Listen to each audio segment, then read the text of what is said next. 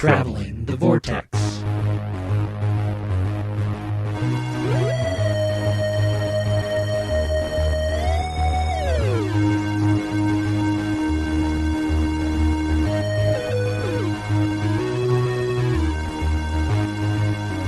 We've joined the Doctor as he travels the Vortex and arrive at episode number 321. It's a wonderful podcast, so violent. I'm Keith. I'm Sean. I'm Glenn. How are you guys? Do I always say I'm well first? Is that You do, why you're actually. waiting? Oh. No, I wasn't waiting. You gave me a well. look like you were going to be violent, and I'm well.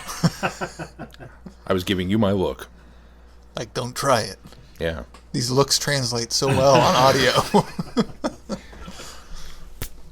I'm well. Ow! Quit it! Ow! Did you guys have a good week? Once I got the podcast edited, it was delightful. Once I got the podcast to upload, it was wonderful. I was just really busy. Why such a busy week?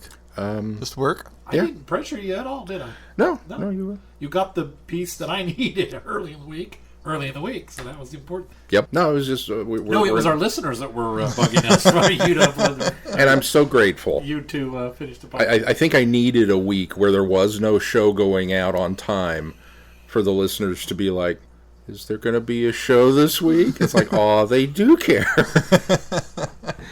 So it kind of reaffirmed my commitment to the show. Not that at any, I don't want to give the impression that at any point in time I was sitting there with my arms crossed, being a petulant child, going, I'm to see if anybody really listens to it. I just assumed that's what he was doing. No, we're just kind of in that period where there's a ton of stuff coming up. We've got 18 different fun runs in the area, and there's a cancer walk, and there's Spring. It's spring, and there's Easter and Irish you gotta be happy you have Fest. stuff to do at work. Yeah, no, I'm not complaining. It's just keeping me busy, and because I'm the PSA guy, in fact, there's even been talk this week about possibly me going full-time, which I'm not complaining about at all. So, knock on wood that happens. But, yeah, don't knock on the table. There you go. That table you knock on. But it just, What happens if I knock on this one? Oh. That. But it just, it was so busy. And then I've got a potential infomercial that I might be shooting outside of work. And so I've just had a bunch of projects this week, and kind of kept me away from the editing. And at about midnight or 1 in the morning, when I would start to crawl to bed, it would be like, I should edit.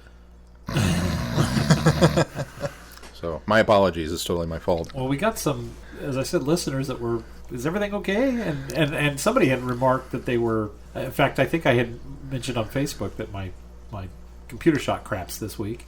And somebody posted, is that why the episode? Fortunately, we had seen the writing on the wall, and because mine had been acting up, so we switched recording over to Sean, which was actually a very good idea that we did that. Yes. Lose that in the middle. But yeah, then I had to say, I have no idea what's going on with the podcast. I'm not an editor. I'm not the editor. It was at that point when you said, I saw your post, I don't know what's going on. And I went, ooh, yeah, I really need to get on this. And then you finally sent me are we going to see that anytime this week text? And it was like, yeah, I'm working on it. And that was after a tweet, too, come on, I'm waiting. Come on, give me my fix. Well, we had an agreement that I would leave you alone till Wednesday. And so when Thursday came around, I thought, okay, I better shoot the obligatory text to him and see if he's forgot about me. My reply to you, though, I was so proud of that. That was I saw that, yeah. Any progress on that? Let us redefine progress. I was on top form. Well, then unfortunately I was so busy this week at work that I couldn't do anything at work with it, so I had to wait until I got home that night and upload it. So. And then he's texting me going, I don't know if I can upload this from home. And I said, well, you can come over here and upload it. I just don't know how to do that part. He didn't. Yeah, you got it figured out. I did get it figured out. Apparently. He just doesn't like to come over. No, actually... Kind of surprised when he's here first. Truth be told, the reason it was delayed a little bit more is because I went and saw Logan. Oh, was it? I went and saw Logan after work. Because now that I'm on an earlier shift... Kind of. There's a caveat to that. But now that I'm on an earlier shift, I can actually go see late movies after I get off work at night. So. What'd you think? I loved it. I thought it was really, really good. The rated R aspects didn't bother you? It's not as hyper-violent as everybody makes it out to be. No, it's really not. It has some very gory, violent moments, but overall, it's no Deadpool. What it is the violence is interspersed so far throughout the movie that it's not constantly hyper-violent. It's hyper-violent when necessary. And there are times where they could have went all out when there were a lot of action, violent scenes, and they held back. So I appreciated that. That being said, it still didn't need the hyper-violence. It didn't need it. There's no aspect to that film that required that to happen, in my opinion. Off-camera violence, or the presumed violence, that kind of stuff that they've done. With I don't know. I kind of enjoyed seeing Wolverine go berserker Wolverine mode. Berserker Wolverine mode, because they've done that in the past. He could still do it without showing some of the actual claw action, going into heads and heads lopping off. They didn't need that. See, this was the first time I felt like I saw what Wolverine was capable of. Yeah, see, but again, and I'm not advocating violence. It's not necessary. The other thing that I will say that I was a little saddened by was that they felt like they had liberty now to use the F word, which I would think was fine. But it was used in. It almost felt like it was used in spots to get a reaction from the audience, as opposed to organically entering it into the conversation. There were times where it was very organic, where it was used. Then there was times where it was very. It felt like it was. Hey, we can up the F word count now. Like pretty much any time Patrick Stewart said it. Well, that was. Well, no, there was one or two that I thought was natural with Patrick Stewart. Really? Quite frankly, Patrick Stewart's character, the Professor X's character, it worked for him, and the reason being is because of the state he's in. Yeah. And he only does it a few times. There was only maybe two that I heard, but because of the state he's in, it's acceptable. It was not acceptable, but it's coded a little bit, and so it works. It felt organic. There were times, and even Logan, I didn't think was too aggressive with it, but there were times it was overdone. So that being said, it did not have to be a hard R. I completely disagree with anybody that says that, it was good to see him finally be able to get unleashed. No, you didn't need that. But overall, the movie has so much emotion and so much heart that the hard R doesn't ruin it, because it's got so much good stuff about it. For me, a little bit, the hard R aspects to it makes everything else seem even more raw. All the emotion and everything feels a bit more raw because of the gorier aspects to it too. Yeah, still don't think it needed it. So yeah, that was part of. Sorry, listener, that's part of the reason you didn't get it right after Sean uploaded it, or right after Sean sent it to me. So. Glenn continues to surprise with films that I think he's going to like and films that I think he's going to hate. Mm-hmm. And this one, I didn't think you'd hate it. I didn't think you'd hate it at all. I figured you'd like it, but I didn't expect you to like it this much, and I didn't expect you would like it to the level that you are ready to go see it again. I thought the hard R would really have bothered you. No. It was well done. That's the other thing I did this week. We'll get there. Did you watch Legion? Oh man, I'm caught up on Legion. I'm an episode behind. Wow. So when that thing happened with that guy, it doesn't matter. That is I could tell you what happened, and you wouldn't know. That series is a mind flip. Oh, yeah, it is, and I love it. It's good. The interesting thing about the series is it's not really going anywhere. No. But it draws you in so much with each individual episode that you don't care that it's not going anywhere yet. How far are you? Are you up there? We're ahead of you on a show? That's amazing. Well, there's a reason for that. It really happens. Have they said in show that this is Xavier's kid? Not yet. Okay.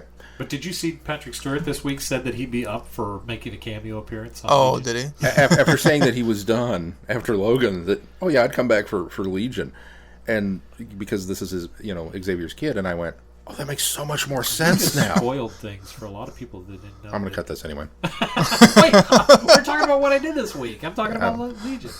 Snip. Hey, anybody with a comic of comic background knows that I didn't. They're all related somehow. Well, yeah. David is Professor Xavier. X-Men, or as I like to call it, incest. In fact, that's why he's so powerful. That would make sense. Well, it suddenly dawned on me. I was like, because I didn't know that. I don't think I knew that, but I'm not surprised to learn that. Yeah, it kind of makes sense. And Maura Taggart's his mom. No, I'm just kidding. I'd be a little bit surprised by that. You know who's surprising me the most in this show is Jean Smart. I'm really having such a hard time looking at her and going, You're at a comic book show. Okay. Last thing I saw her on was Designing Women. That's the last thing. Hey, it's the Designing Women chick. She's great. Oh, yeah, she's phenomenal. She's kind of a female Professor X almost. A little bit, yeah. Solid. I'm on the fence on it still. I'm hoping the trippiness pays off to some extent. Well, fortunately... I kind of feeling about it the way I felt about the first season of Preacher. The ride's been kind of enjoyable, but I'm kind of reserving judgment until I see where it's going. Yeah. That's the thing with Legion. Is you can't tell where it's going. They've really done nothing. Yeah. They've literally done nothing. I'll tell you, I'm glad comatose for a whole episode. I'm glad that they backed off of the mind trippiness of the first episode, because that one was really Although trippy. episode 3 was really trippy too. They did that, yeah. With Jermaine What's-His-Face from Flight of the Conchords and in the crystal in the ice thing. Yeah, he's That was somewhere in the cool. astral plane. But I think if they had all been that mind trippy, I probably would have gone, okay, this is getting exhausting. Yeah, but they scaled back a they've lot. Done a nice They've job. changed how it's mind trippy. Yeah, They've showed us how many ways it can be mind trippy. but now it looks like next week's episode is going to be really mind trippy again, by the way. So warning, just the way that it ended. This is the interesting thing about the show is I watched it, and it was kind of like, I'm intrigued enough to watch some more, but I don't know that I'm hooked. If I didn't know it was tied into the X-Men universe, I probably wouldn't be as intrigued to watch more. I think that's part of it. Episode 2, it was like, okay, that answered a lot of my questions from episode 1. So yeah, okay, I'll watch some more of this. And then episode 3 was so trippy that it was just like, okay, where are you going next? So it's almost one of those shows that... And then you're almost halfway through the season, and you're like, well, I might as well finish it out. It's one of those shows that quite honestly... there's only, 12 episodes? 8. 8 episodes? As I'm watching it, wow. I don't know if I'm enjoying it or not. Because I really have to work at the show. But then afterwards, when we're talking about it, it's like, yeah, I think I am really enjoying this. So I'm not caught up because I started a new job. Yeah. A new job. 8 to 5, Monday through Friday. Holidays off, state government work. So I'm sorry. no, it's been great so far. I'm not sorry. You get all those state holidays off, too. Yeah. Okay. It's just our state, Plus, sounds like our state leader is going to be leaving anyway. So Oh, please, oh, please, oh, please. Oh, please. I technically work for a cabinet appointee. So Dear Italy, we're sorry. So that's been an adjustment, but I've been able to watch some of my shows, but not very much. A lot of the ones that Sarah doesn't watch with me. But it did allow us to That's watch. what you're going to miss out on. That's the problem. Is You're going to have your TV time with Sarah. and You're not gonna have we're any absolutely TV caught time up again. on all that stuff. Like, we were Gotham 2 episodes behind on that for a really long time since it went on its whatever break this is, and finally got caught up on that, and now can tackle some of these other shows we were wanting to start. Do you see Alexander Siddig? Yeah. Oh, man, that's a casting coup for me, because I'm like, that's enough to get me to start watching Gotham. I don't even know how much he'd be in the show. I hope they do something good with him, because we're about to give up. He's going to be Ra's al Ghul. Oh, okay. Gotham just can't decide if it wants to be well, it didn't at the time. Decide whether it wanted to be a superhero show or if it wanted to be a crime drama. Now it's just completely... It's jumped the shark, it's killed the shark, it's jumped back over the shark, and then it reanimated the shark to jump over it again. Wow. The other thing I did this week, and I think Keith did too, is... We went and saw Kong Skull Island. How is it? I've heard Good. good things. I really enjoyed it. Really fun. It's not one that you're going to go and think, oh, this is the most intelligent, the best movie I've ever seen. It's not going to change your life. It's not going to change your life. It's not like... It's a lot of fun. If I were to equate it to anything, and this is going to sound bad because they're so campy, it really feels more in line with the Toho films, that the Godzilla versus King Kong. It's not as campy as that, but it's fun because there's a lot of action, there's a lot of exposition, there's a lot of there's a lot of setup and a lot of There's a lot of breakdown. humor. There's a lot of humor there. I mean, it's a fun movie. It ties in really well with Godzilla. They did make the gorilla much bigger so that it will be able to fight Godzilla. And I didn't realize how much they had tied in until I went back and started rewatching Godzilla. And yeah, that's really heavily tied in. Yeah, Mason and I are going to probably pick that back up. We've both seen it, but we saw it individually. And I had to remind him about a lot of the Monarch. Yeah, that was a lot of the stuff that I didn't remember. Because that's peppered throughout the Yeah. Kong movie, but It does what Godzilla did with Godzilla and tell a good story, but it brought the fun level up much higher. Yeah. Oh, good. It's not as wasn't dark of a serious, film. yeah. It's not as serious. And John C. Riley, is that right? Yeah. Yeah. Yeah. John C. Riley is the best thing about the film. Normally, I He don't is like him in stuff, but I really liked him in so this. good. Boy, I'll tell you, These the Godzilla these one's monsters, unreal. this real monster verse is gonna Yeah. be great. Giant monster verse. That's a good name for it. I thought everybody did a good job in it. I like the fact that there was both kinds of villains in the film. Yeah. My only complaints with Kong Skull Island is there wasn't as much Kong as I would have liked. I could have used a lot more I think Kong. we'll get a lot more Kong later. I'm sure we will, but it was just he left for a good chunk of the film, and I'm like, come on, I don't care about these other monsters. I came to see Kong. Keith goes to nature documentaries about monkeys and then walks out and goes, there wasn't enough monkey in it. Touche. Mason was stoked. He went with me today. He loved it. Spoiler alert: King Kong's not really a bad guy in this movie either. No. When it comes down to it, but Mason was a little confused why, if Godzilla's a good guy in the first one, or ends up being a good guy in the first one, King Kong's a good guy in the second one. Why are they going to fight? And I said, well, I think it's going to be like Batman versus Superman, where they're going to fight for a while and then they're going to team up. Sarah asked me why are they going to fight? And I said, let them fight. The only response I could come up with. I had to my Citizen Kane slow clap over. Yeah. That's usually I'd rather how them these just team up to begin kinda how with, these films but go, with the I got- exception of Godzilla versus or King Kong versus Godzilla in the Toho films. That It was actually is just a actually fight. did fight all over the I guess they're animals, so they got to choose who's alpha. Godzilla. I think Godzilla is still bigger than Kong. I'm sorry, Yeah. Keith. Ridiculously. I hate to break the news Oh, to I you. know. Godzilla's totally the alpha male. Godzilla They pretty fixed much that, always though, wins. because John C. Riley's character says Kong's getting bigger. That's true. He's They, growing. they did that, and I went, that's why they did Yeah, that. yeah. Because they're gonna, by the time the 2000 or the present day rolls around, Yeah, he's probably because it's going to be Man. 30 years later. And another universe to get excited about. yes, and a universe doing it right. Yeah, they're two good movies in, so Well, they're not rushing to do it all they're either. not. The second movie wasn't King Kong versus Godzilla. For those of you keeping track at home, Monster Universe 2, DC Universe 0. Giant Monster Universe. Giant Monster. Monsterverse. The jury's still out on Monster Universe. Oh, yeah. Yeah. Well, Universal Monster is what that one has to be called. Well, that's true. It's Universal Monster. Universal Monsterverse. Sean, did you watch anything? I watched Transformers the movie, Which you've seen before? it's been probably since it came out. Oh, okay. Really? Yeah. It's not one that I go back to. I was never a Transformers kid. I was a G.I. Well, I Joe wasn't a kid. Transformers kid either, but I'll any chance I get, I'll watch Transformers the movie. It's so good.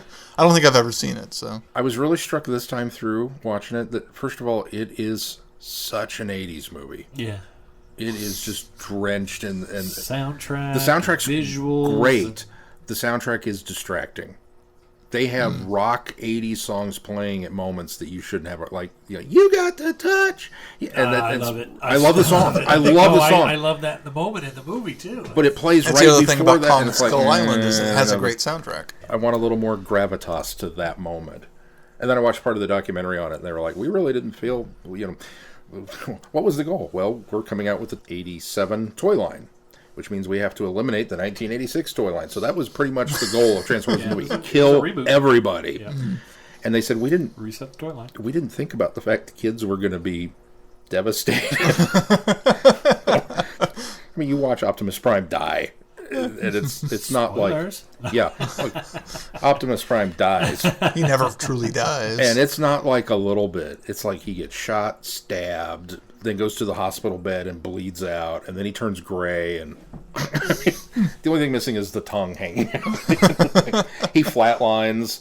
I mean, it's an emotional. And they were like, "Yeah, we didn't Do think Transformers kids would." have beating hearts? That's the other thing. I love the production design, background visuals of the Transformers. I love that weird, junky, almost anime look to the planets and the spaceships and everything like that. I just wish you had normal characters in the foreground, because the robots look just like the backgrounds, and it's almost too hard to differentiate what's going on with them. But I was really struck by how much action.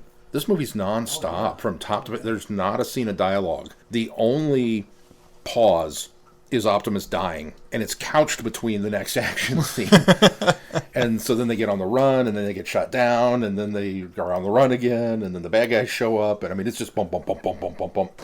And then there's a gigantic planet-eating transformer that attacks Cybertron, and it's voiced by Orson Welles. I mean, it's just, oh, wow. But yeah, I forgot everybody dies. Yeah. Everybody dies in this movie. You got to remember too. This was a Saturday afternoon TV show that was very 80s. You know, clean, hardly any violence. I mean, there's action, but very little violence. Yeah. There's always kind of a moral at the end of each story, and then they take it to the big screen, and it's like. Kill, kill, kill. And I was like, and kids are like, what is going on here? Let's move on to news. The Mondosian Cybermen are returning. Filming has started on the final block for Series 10, and the BBC released a picture showing the 12th Doctor being menaced by the Mondosian Cybermen down to the cloth faces. If you haven't seen the picture, it's on there. And bare hands. And bare hands and everything. Big old chest units. They will be featured in the final 2 episodes of the season, written by Stephen Moffat and directed by Rachel Talalay. So that's exciting. Is it? Yes. Yes. I'm kind of surprised Moffat decided to do this because Peter kept pushing it. That is one thing I'm worried about. I think Moffat's throwing everything out the window with this series because he knows it's his last and it's the finale. So let's do everything we can. Here's my problem with Mondosian Cybermen. They are incredible in the first Doctor era. They're perfect. And the reason they're perfect is because they're the best thing that you have for that era. The product of the time. They're a product of the time. They look incredible from the perspective of the 1960s. They're genuinely scary. The ideal of Cybermen is fresh and new, and it works because, there's this menacing fleet of men that have been basically transformed from human to Cybermen. As the series progresses and the Cybermen catch up to the times of being able to do more with them, to make them more metal men and more to work better with as technology advances. Even the next time we see the Cybermen, they're upgraded so much. Because they continue to have the resources to do that. So that's why by the time we get to the new series, the Cybermen are very robotic-like, or are exactly what they probably should have been back then. So my problem with that is when you start to explain things, which I don't think you have to do, when you start to explain things as to watch this show? Why do they still have human hands? Why does everything look so primitive? It's 1988 for crying out loud in the 10th Planet, right? It was 88. I think that's the time period. So 86. Okay, it's 1986. Well, 86 is the one it's in mid-80s. Attack of the Cybermen. It's in the mid-80s at the when time, they reference time of the Cybermen. So when you're working with what you have for a show in the 60s showing the future, it works. It's 86. It works. When you bring that back because it was a character designed from the past, it's clunky, it's obvious, and now you have to go above and beyond to explain why do we have flesh hands? Why do we have technology that looks like the 1960s as opposed to 2017? Why do we have those issues? And so I'm reserving judgment because if they can cleverly do it and I can buy it, then it'll be okay. But it's for the same reason they changed the design of the Silurians. If those Silurians showed up right now, they'd be out of place. They'd be obvious. It wouldn't work. Same thing goes with the... any number of them. The Daleks are the only ones that really kind of still look like they looked back then, but they looked incredible back then. It's a style. Sontarans, anything that you can bring up, they have upgraded because of the fact that they have advanced in what you can convincingly show the audience, that especially a new audience. And that's my other problem with this, is when you bring Mondosian Cybermen in, it feels like fan service, which I'm fine from my point of view, being a fan. But they're already struggling with keeping the new viewers that are coming to the series in Peter Capaldi's years. While I still think it continues to be a good show, they're losing their new viewers that ducked off after Matt Smith left. They're losing even more. It's losing those people, and it's holding on to the fans. And so this feels like more of a service to the fans. I think the Movellans is going to be the same thing if they push the envelope and do it a little too far with that. So I'm reserving judgment because while I think those Cybermen were super awesome for the context they were in, they aren't super awesome in modern context. They don't. It doesn't work. It shouldn't be. It's like lifting back the curtain and saying, "Oh, we're going to show you the clunkiness of Doctor Who now in the modern era." So I think that's a misstep, but we'll see what they do with it. I think it's exciting that they're going to be there. I don't anticipate them being there a lot. They've started filming. They wanted to do this little thing, and it's going to be like a pre-credit sequence or something very small, and they're going to be replaced by like modern Cybermen or something. Well, we already know that there are different variations of Cybermen in it. Yeah. Some of the Cybermen are even showing up in this. According Oh, are to they? the little blurbs I read, yeah. So it seems like it's going to be a kind of, if that's the case, a progression throughout the cyber era. And it's just going to be a quick, there was no way they could film this without it leaking, so they got ahead of it. And it's going to be like a 5-minute bit to be a reference. I'll squee really loud when they show up, but I'm not holding out hope that it's going to be a whole 2-part episode devoted to the Mendosian Cybermen. Spider-Man? Oh, you don't want to see them. They're scary. One, I hope you're wrong. I hope I'm wrong too, but that's what I'm stealing myself for. Cybermen. Although I do like Telosian Cybermen just as much.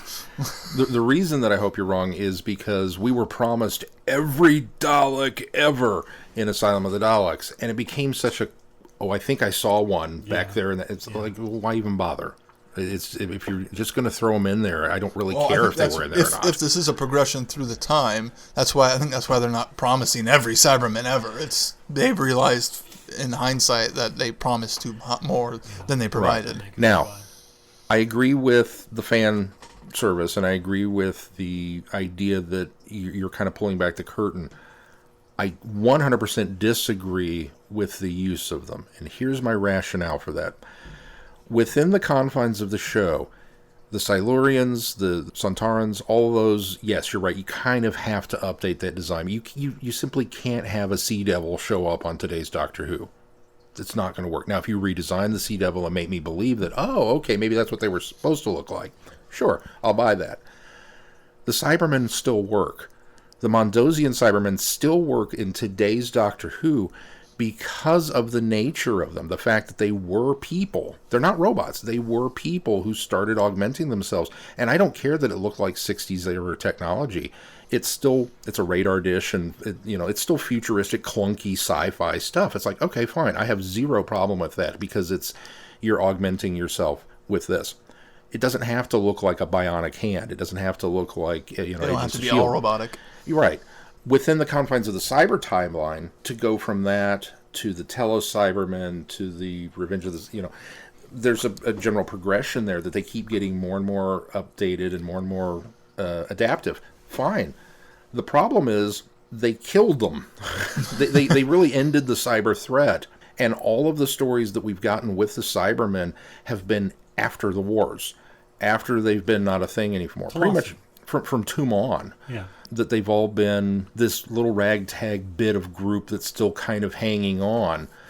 And so we've never... So much so that they had to go to an alternate universe in the 10th Doctor's era to reboot the Cybermen. We never really got that next evolution of Cybermen that probably should have been, I don't know, Wrestle on Robot style almost, where it was, or Terminator 2. It should have been, Liquid Metal or something that they had evolved even beyond what you can do within the cyber timeline.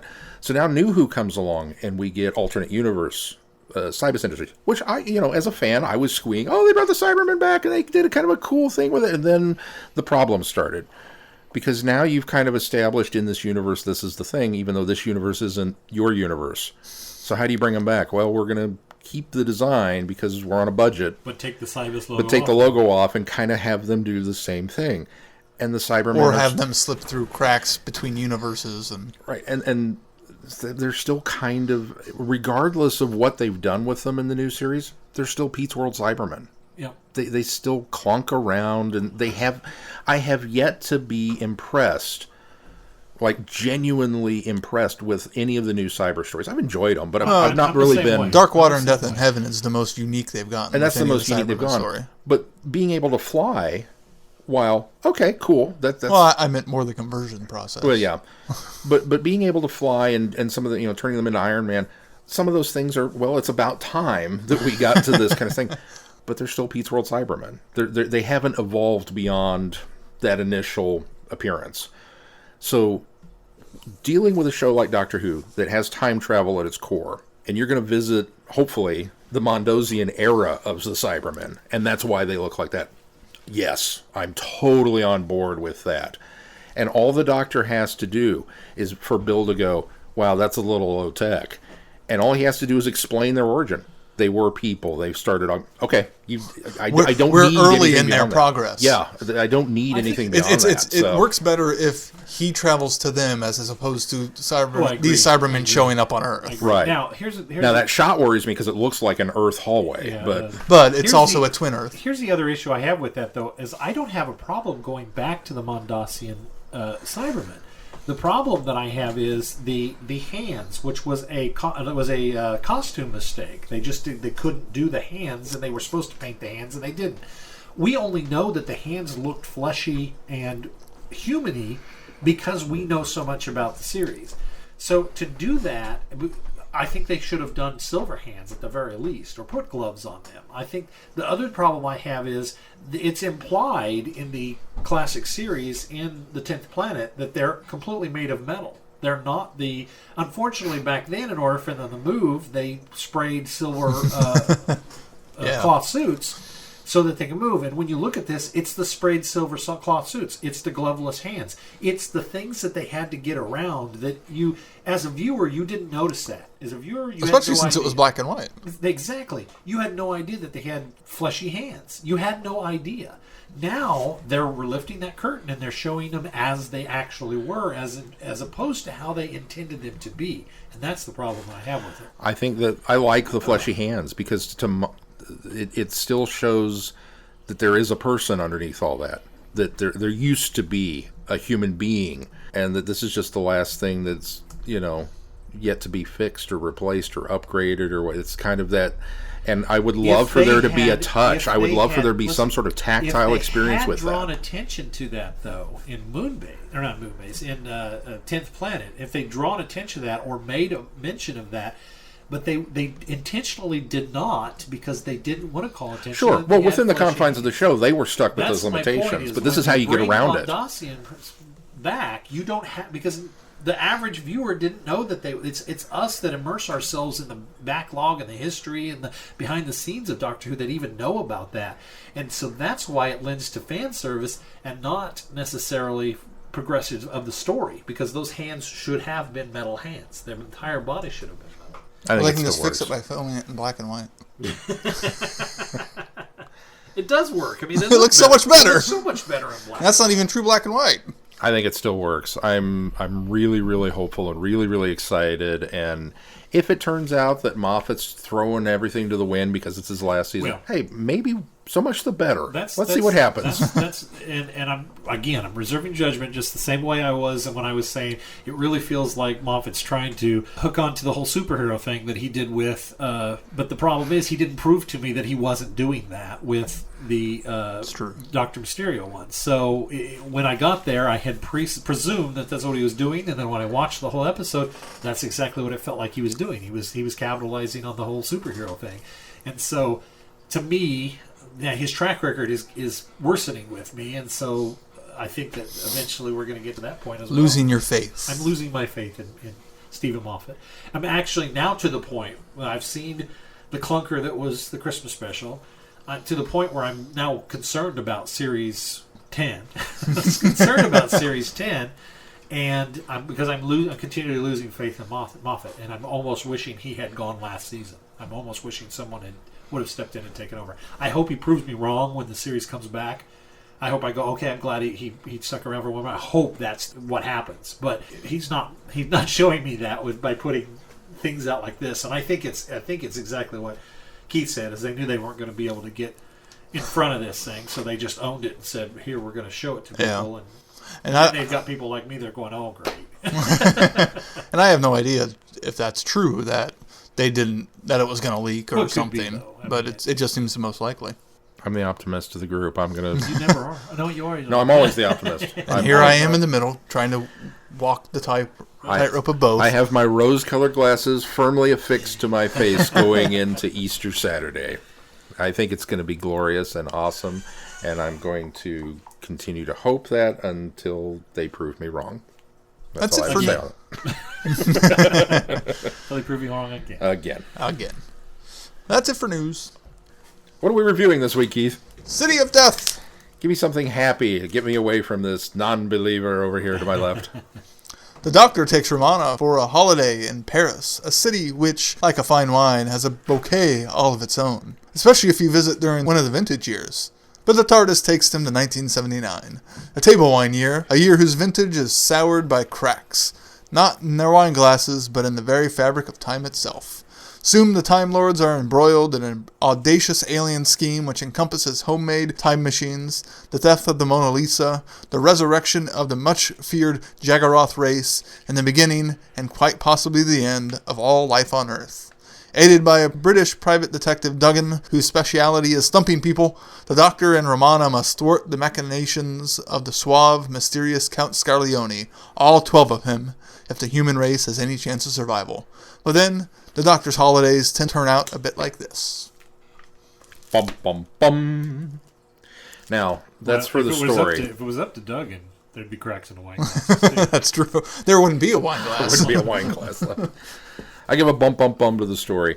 Quite honestly, Now, we've It's a reviewed this novelization. before, and what we're talking about this week is the novelization written by James Goss, From a story by Douglas Adams and David Fisher. David Fisher. which David Fisher is... He's the story. He wrote the story. Well, and then, but David Fisher isn't a real person, isn't it? And Yeah, that's the one it that is. was... David Fisher. Oh, it's David Agnew. David Agnew. That's the is fake one. the- Okay.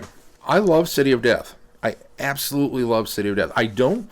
There's a lot of Who fans out there that like City of Death is the pinnacle of the show. It never got any better, and that's the best episode ever. And I don't go that far because I think there are problems with it. But I love City of Death. The book's okay. It's a novelization of City of Death. I don't know what I was expecting. I was kind of hoping for Shada. I didn't get... yeah. I got a third into this book and thought, well, this really follows the TV show pretty closely. Yeah. What was all this hidden lost material that they were going to use that Douglas Adams had put out or had in notes that they were going to use and they were going to kind of embellish and change it, and then it occurred to me that's a Pirate Pirate Planet. which James Goss wrote as well. So once I got past that and realized, they're just novelizing the television Which hadn't been story, done before. it worked for me. Although he does add to it. And expound on. There's the thing that I liked about this most, especially, is Scarrott's background. A lot of the stuff that you get with him through time. Those really bits were great. Helps flesh out the story. And things from his perspective, like why would he take off his face for the first cliffhanger, other than that's what monsters do on Doctor Who. And that was one of the things that I've always... Did you read the afterward? I've watched City of Death so many times and always was under the impression that Count Scarleone knew he was Scaroff the whole time. Yeah, And so did I. that the mask reveal was just, basically For the audience. contrivance for the audience. It wasn't until I read the book and realized that he had because he was the furthest along in the line, he was the 12th one, that he really had no idea who he was. That he, had peripherally heard the voices, that he had thought they were dreams. He even, as he pulls the mask off, he's pulling pieces off, and he's as surprised as the viewer or the reader is that he's pulling his face off, which I thought was actually kind of interesting and clever.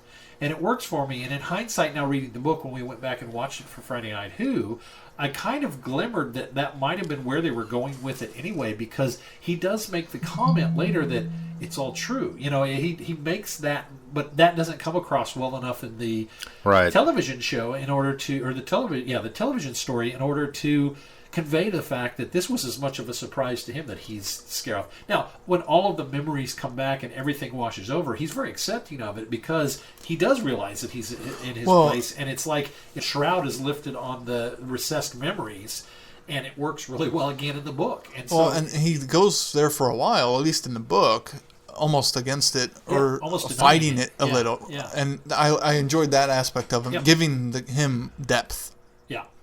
The other thing that the book does wonderfully is by not only did the ship blowing up start the foundation of life on Earth, He also is responsible for the invention of fire. He's also responsible for the everything. invention of the wheel. The gun.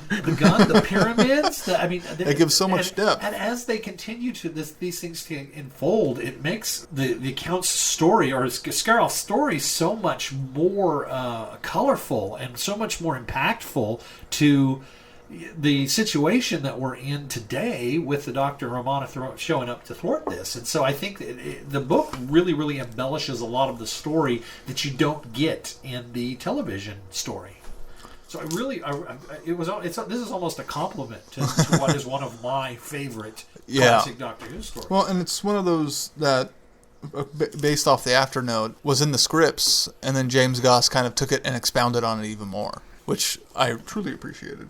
I did find it interesting when I was doing some research on City of Death that when David Fisher was working on this story, it was actually supposed to be like a casino heist in Las Vegas, and then eventually moved to Monte Carlo. And Adams liked the trappings of the French Monte Carlo so much that's why it was surplanted to Paris, because it would be easier to go there and a reason to get out of town. Which I don't know if you guys knew this. Douglas Adams didn't get to go to Paris. Everybody else went to Paris, because there's this terrific Easter egg on the DVD where he's talking about how he's sitting in his office and everybody else is in Paris. And the guy I think it was the director for Destiny of the Daleks, which they had not shot yet, I didn't realize that either, apparently came in and said, "What are you doing here? Shouldn't you be in Paris?" And he said no. So they take a plane, fly to Paris, show up.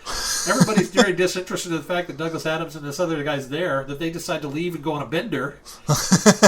Until like 5 a.m. in the morning, they hop another flight back to London, and then they both go to work. If you get a chance, find the Easter egg, because it's a wonder. It's just great. Douglas Adams in some interview for something talking about this story of going to Paris. It was so funny. Anyway, so I found that interesting that it evolved so much. But it also, Douglas Adams, we talk about a story from David Fisher, but this is really as much Douglas Adams' story as it is Fisher, because he did rewrite and resculpt this story so much. And I think a lot of the funny and the witticisms and the humor and those kind of things that come across in the television story are very much so Douglas Adams. They're very Douglas Adams. And I think James Goss does a good job of transferring those to the page. I think what I wanted a little more from this was more like Shada, how Shada felt more like Hitchhiker's Guide or Dirk Gently. I kind of wanted this to do the same thing, but it's like this is done in the spirit of Adams, and there are some Adamsisms in there, but only because they come across from the television story,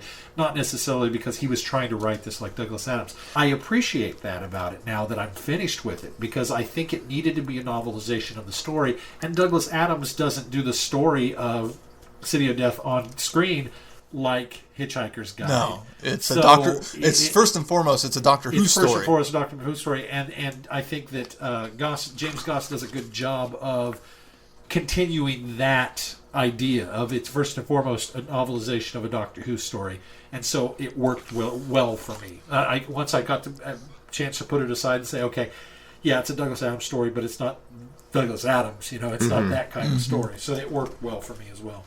Well, and I hope Pirate Planet will be a little more like Shada was. I think it will be. A little more Hitchhikers, because they're going back to original notes. It'll be interesting to see how that one comes out. Pirate Planet comes across on screen a bit even more so like... Don't get me wrong, Pirate Planet's another one of those that I adore. I love Pirate Planet, but in some ways to its detriment, because it's so much like Hitchhiker's Guide, that Pirate Planet it's almost not a Doctor Who story in a way. Yeah. And so much so that if you took it out of the Key of Time series, it would feel really awkward. But because it is sandwiched in a continuing thread, it seems to work better. Yeah. Yeah. I mean, there's still some very Doctor Who ideas in it, but it's so far removed from that. So I'll be really curious when we get to that novel, since that's the one that is going to be based on the original treatment, if Goss is going to take it and maybe try and move that needle back toward the Doctor Who universe a little bit, or if he's going to do it more like the Hitchhiker's Guide. Because I didn't feel, unlike Shada, which we all raved about how much Gareth Roberts wrote like Douglas Adams and how much he really nailed the flavor of the writing. I didn't get that from this one. Right. It just felt like it was a novelization of the episode that, Douglas Adams happened to write that episode. Which he was able to include his witticisms because they were in the scripts. Yeah. And even stuff that wasn't in the story, like apparently he restored a lot of Douglas's stage directions, which are in his typical Douglas Adams ways of Romana picks up a vase and breaks it over the Countess's head. She goes down like a sack of turnips. I mean, stuff like that. That's not James Goss. That truly is just Douglas Adams. Mm-hmm. So yeah, I'll be curious to see when we get to Pirate Planet how much different it is. I'm not dogging the book. I still loved it. I still enjoy the fact that we put this on here and had an opportunity to do it, because any excuse to revisit City of Death, I'm all for.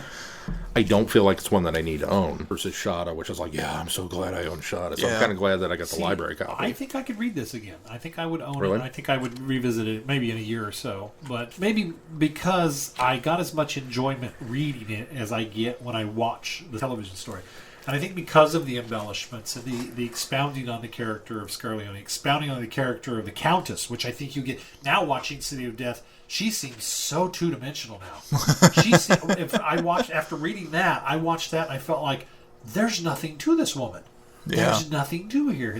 Now, I think Duggan survives. I think Duggan comes across in both. In fact, he's a little more Americanized in his life. As I read the book, I kept feeling like... Well, in the beginning, he's very much thump, thump, thump. Where there's a lot more thumping in the book. Yeah. There's a lot more ruggedness to Duggan in the book. But I think that when you watch City of Death, you can still strip all of that away from what's in the book and still get a lot out of Duggan's character. Yeah, as much as you do.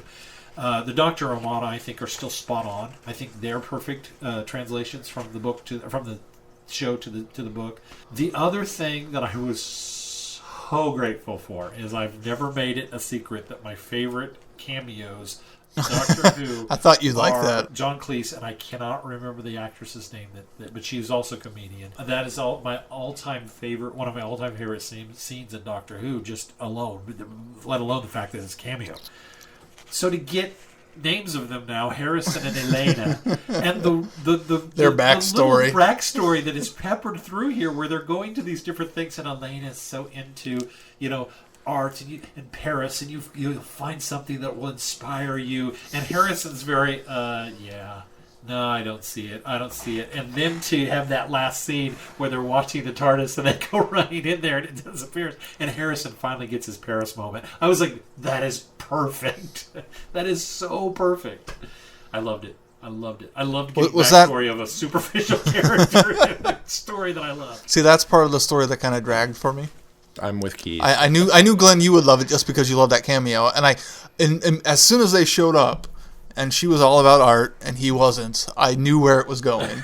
It was a long setup for a not very funny joke. It felt like a Terry Pratchett joke. Yeah. Because, don't get me wrong, I enjoy Terry Pratchett, but Terry Pratchett in his books does a lot of, you see this joke? This is the joke. I'm telling you now, this is the joke. And the punchline, you know the punchline, but I'm telling you now, I'm going to tell you the punchline later on.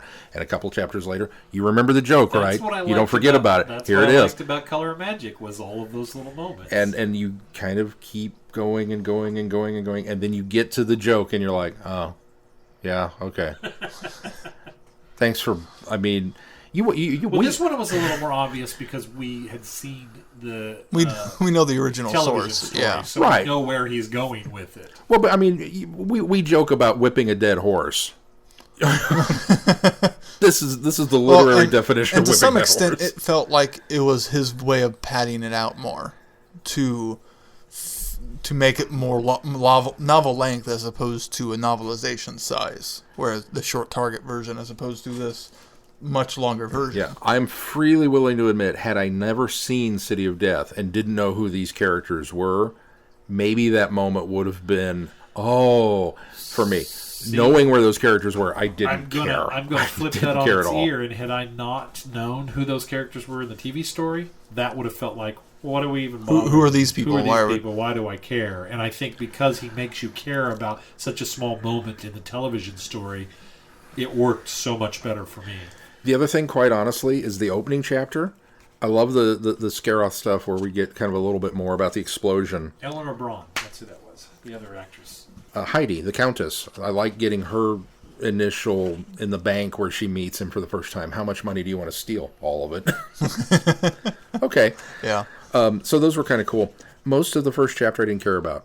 I didn't care about the professor. It wasn't eating until disorder. Like a lot of the Scaroth stuff when we're jumping through time in the first chapter, I didn't appreciate until later when I realized what he was doing with it. That's my thought as well. Once hindsight was, okay, I really appreciate more what that. But so much of that first chapter wasn't even necessarily the Scarith jumping. It was just, here's the initial, I don't know, prologue almost of all of the different characters you're going to meet. It's a prologue, yeah. And other than Herman, I loved Herman. I mean, I love Herman anyway. Herman. Well, Herman. I never got that from the episode. They said his name. I thought it was very obvious in the episode. In fact, when I read it, it took me a long time to remember who this guy was because they were calling him Herman in the episode, and I kept reading it as Herman. That's just French. I kept reading it as Herman. I know. It's got two N's. That makes it Herman. It took me a long time. Literally, I read several sections with Herman, and I kept thinking, who's this Herman guy?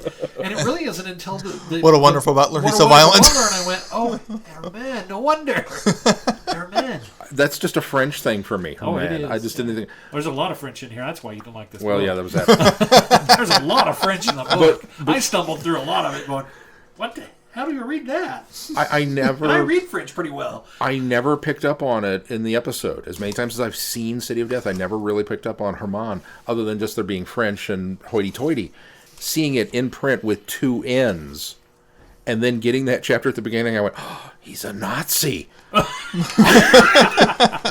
All of a sudden, his character made so much more sense. And I love the professor's description of, how did he put it, trying to figure out, he estimated once what Herman was doing in his formative years. Herman. What he was doing in his formative years as a teenager, and then decided he didn't really want it. Those bits were great. The rest of the backstory of all the other characters, I didn't care. Well, and I didn't care for following along the artist through the rest of the story too. Yeah. See, I think that works for me so much better because I always thought, and that was one of those things that what Goss did was he fleshed out things about this TV story that I always felt like were just nuggets that weren't necessary. One was always that artist throwing that paper on the floor, and it was just a picture of Romana with the cracked face. And I always took it for what it is. It's a more of an illustration of the cracks in time and the thing because of the experiments. And that's always been sort of fine for me. But to take that piece and kind of broaden it out, I thought that was one of the things I loved about it. Because to me, if he would have taken and written the story just as it happened on the television, it would have felt like a Target novelization where there was very little, embellishment. And they really, a lot of the Target novelizations we've read have almost felt like script to book.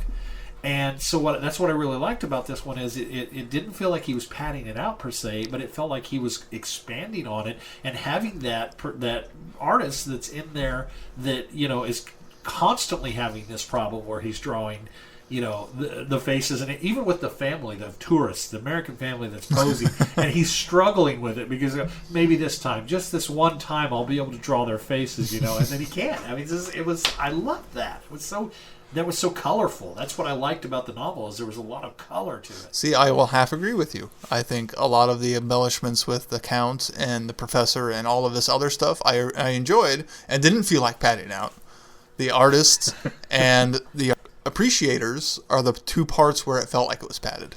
But everything, all the other embellishments he did and explorations, I absolutely loved. The night on the town with Romana and Duggan, fantastic. That was great.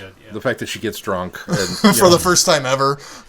It explains why they're both passed out in the cafe overnight. Well, I love the fact that they go there and then leave again and then come back. I never knew that there was an entire night happening in City of Death until I read the book because you never see a night scene. In fact, it all feels like it's done in the scope of probably a full day on the TV story. There's a full night. It makes that where they cafe scene where they show back up. Yeah, it makes so much more sense, too. That was another thing that I love that he embellished the art tour guide. I thought that was great. The art tour guide embellishment was just enough. And we didn't follow her through the entire book. We just got the two embellishments. That also did a nice job of seeing the Doctor from a different perspective as well. That's what it did more than anything. Well. Yeah. I don't disagree that the embellishments really help filled out the embodiment of the story. But I'm with Keith. The embellishments to the characters I cared about are great. The embellishments with everybody else. He very easily could have given us Art Lady at the museum that she goes home and she's got 10 cats and she's really focused on who this mad bohemian guy was. She does have cats. She makes comment. She'll have Right. to tell her cats. But what I'm saying is we know that about her. it wouldn't have surprised me had he given us a scene with her at home outside the Louvre. Several. I just have a bad feeling about something that's going on, and that crazy man I talked to today was responsible for it, talking to the cat. He could have done that, and it would have been like, okay, some more of that. It just those moments I where didn't those feel like characters those moments were really long either. When I was No, Well, the ones they with weren't. her, but they were cool. No, I'm even with Harrison and Elena. I didn't think those were very long. They either. weren't. They were little just, you know, step-asides. two In fact, two pages or so, but it was just two Yeah. pages I didn't need. sometimes for me, it was a nice break from the story too. I kind of felt that way from. Well, when they go to the thing that I thought was a bit drawn out, and I think I liked better in the TV story, is when the Doctor goes back to Leonardo's time and writes a fake. There was a little bit too much dialogue between him and Scarione, or Captain, whoever he was. Tengari. Tengari. Yeah. And Tengari, and so there was that was almost broadened down a little. That was one of the points where I felt like it got a little sluggish, and I was longing for the version that we got on. But interestingly enough, going back and watching the television story now, that part's longer than I remembered it as well. Yeah. It So was 10 pages of thumb screws. Yeah, exactly. Now that I thought was embellished a little too much, but I said I didn't hate it. no, it was an enjoyable. It was an read. enjoyable book. It's It was a one lot I of don't fun. think I would go back to either, because the depth it adds to the story isn't enough to make me want to revisit. Yeah. I can remember the depth next time I watch the story and put those things in while I watch it yeah, mentally. I can see that. I'm with him. It does make me look forward to reading Pirate Planet. Yeah, I'm it does. so especially excited to read Pirate especially if it's the things that James Goss does well in writing, because I think he's a very capable writer. The things that he does well with City of Death, I think there's a lot more than you guys do, but the things he does well with City of Death, and the things that Gareth Roberts did with Shada, if he's able to blend those in Pirate Planet, I think we'll get a pretty good story there as well. I hope so. I mean, I know initially when I found out that it wasn't Gareth that was doing City of Death that I was kind of bummed. I was a bit bummed too. Because Yeah. I just enjoyed... Well, he was initially slated to. Yeah, I just enjoyed Shada so much. And now that I've read this one, I'm not overly concerned about Pirate Planet. Like, I didn't come away from this experience going, oh man, Pirate Planet's really going to suck now because this guy's doing it. I don't want to give that impression. I still enjoyed his take on it. Oh. I thought you were hiding your face. I You am put your hiding coat my over your face. head and everything. I was going to pull it up, and there would be tentacles. And Oh, It's something I've been meaning to tell you guys. That was the other thing But I'm that not was going to great. do it like Scarleone in the television story. I'm going to peel it off one strip at a time. I liked how they talked I liked about that in the book. fashioning the mask. Yeah. How originally it was fine that people just accepted it because that's what their gods looked like. And then eventually he had to wear a mask, which was just a hardened, mask in order to Yeah. conceal himself. And then going to the guy and having him fashion the particular mask that could be conformed to his face. That was cool too. Yeah. That was neat. That was really cool. And I made the comment on Twitter about the scroll when she goes and pulls that Egyptian scroll out and and there's the guy, the green guy with the eye on the thing. As a kid, I always just went, yeah, because that's totally what Right. Egyptian gods would look like, right? As an adult, I watch it and go, yeah. I mean, but to have that in the book, where he goes, wait, that was just a thing. That was just, and yeah, I felt justified in my naivety.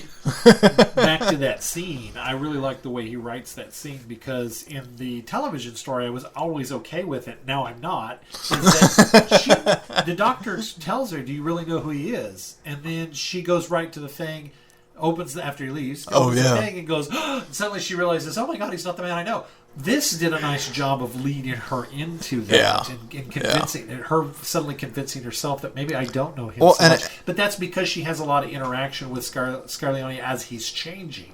And not changing, but as his plans changing, as things are going, differently than she had anticipated. They feel like they're growing apart in the book, whereas you don't get that, that separation, that slow separation in the television story. It's really abrupt. So. well, and he also gave a lot of depth to the bracelet. More uses for it. More, yeah. That because in the TV story is pretty much just to map the Louvre and get the hologram, and the fact that it's more than that, it's a nice touch. Well, it puts a very subtle blanket over the marriage. Yeah. Because you watch City of Death and you kind of go, okay, now wait a minute. There are certain things that are not happening in this marriage. I thought the same thing. Even if he's normal from here down, I'm willing to bet there are certain things that are just not happening in this marriage. And she seems totally okay with that. Now, being the aristocrat and the countess and everything, like maybe that's Married for money. And fine. that's what they, they probably have separate bedrooms and the whole bit. But it's still a little odd. Yeah. Well, the book also really sells home all the priceless art they have around. Mm-hmm. And the house kind of grew up around it almost. Yeah. It's all been And how stored here. it's sort of been protected over all these years. And why has this house been able to allow just, fire bombings of Paris and all these different things? And the chateau really gets more of a reason for being there. I think also the cellar is described a lot better. In fact, when I was reading it, I remembered the TV story being a straight down, really long stairs, and then to the right, where underneath you'd go underneath where they Under were that hidden, archway. where they were bricked up. I forgot about the archway altogether.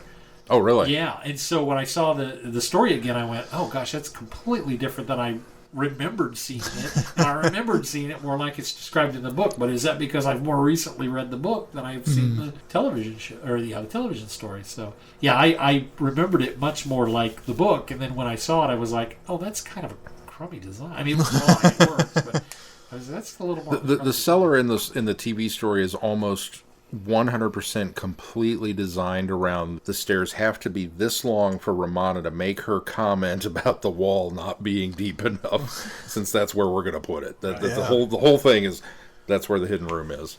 You said that you didn't think City of Death needed to be in Paris Well, during the episode, while watching it. And does this change little anything bit. for you being... it gives me more justification as to why it needed to be sit there. Okay. It also, the Mona Lisa. Well, other than that, Where else is the Mona Lisa at? he could steal any other piece of art and do the same idea. Is what was my thought process. Oh, there was a Dan Brown Da Vinci Code. Yes, Not I in the loved book that at as the well. very end. That was probably one of my favorite parts of it. Keith's comment was that you could still set it in Paris without the location shooting. You could have done it on a soundstage, which I don't disagree with. But They just the book also eliminated. Well, it The running around it Paris. added some running around Yeah. Paris, but it gave reason for the running around Paris. Absolutely, that's one of the things that's always The episode itself. The story itself, I've always felt like was really cool, but there are moments when I'm watching the story where it really feels like glory shots. It really feels like we're just doing this because we're in Paris. And it's always felt like, even from when I was a kid. Mm-hmm. I've never had that much of a problem with it. And urge to fast forward. Yeah, No. you're right. The book, well, I couldn't fast forward back in the day, but you're right. The book really kind of makes a reason for the running around, but still, when you watch it, you're like, yeah, they're just embellishing shots because they have the money to go do it. But it always felt like we got the money to go shoot in Paris. Write me a story where we're filming in Paris, and that's where I say, just from that aspect, it feels like it's a story they could have done elsewhere, or even set it elsewhere and just changed the painting they were stealing. I mean, It could have been anything. you could do it either way. As we know, and as I alluded to at the beginning of this, It was originally elsewhere. It was originally in Las Vegas, and it was going to be a casino heist because he wanted to go to Paris. Part of why I think that is also Julian Glover's portrayal and the costuming of him. He doesn't feel as French to me. He feels more Spanish. He gives almost a very Ricardo Montalban feel to me. And that's part of why I think, well, this doesn't have to be Paris. I can see that. Although I don't think the Countess does. I think the Countess, she feels very English. She doesn't feel she doesn't seem French either. So really the only people that seem French are the art people at the end. Yeah. Which is funny because they're not. The entire episode is set in France. We have no French in this at all. The entire episode isn't set in France. Yeah, some of it's... Oh, yeah, there's one part of it that's set in Italy. But I'm willing to bet there were no Italians in it. And they didn't go to Italy to shoot those scenes. No. Julian Glover fits better as an Italian than he does as a doesn't he? Or Italian. Yeah. Spanish or Italian, I'm fine with. No, I guess Italian maybe more. From the confines of the story, there's absolutely no reason to go to the Eiffel Tower at all. No. Other than we're in Paris. We're going to show you that we're in Paris because you have to show the Eiffel Tower when you're in Paris. Yeah. Which, in the beginning Eiffel Tower makes a bit more sense than the end Eiffel Tower. Yeah. Why are they saying goodbye up there? because because we're in because we're in Paris. we're gonna film two scenes up there. One of the other things that I got from the info text of the disc this time was that first shot where they pan across the blossoms on that tree and then reveal the Eiffel Tower, and then we cut to Ramona and the Doctor. That first shot was actually supposed to be shot on a special zoom lens that would have been I wondered about that watching it. Into their faces on the Eiffel Tower. And so it would be nondescript. You wouldn't know where they were. And then it would have slowly pulled back and revealed the Eiffel Tower, which would have been a phenomenal thing. That would have. They got there and they took the lens to put it on the camera, and it wasn't the right lens. The mount wasn't right for the lens, so they couldn't use it. So they actually quickly improvised that scene of passing across the blossoms and then revealing the Eiffel Tower before cutting to the close shot. So Interesting. I like the shot either way. I've always liked that works. shot of the blossoms, and then there's that. yeah. I've always thought that was cool. For having to improvise on the spot, that was a very clever way to do it. Yeah. Yeah. Yeah. Anything else?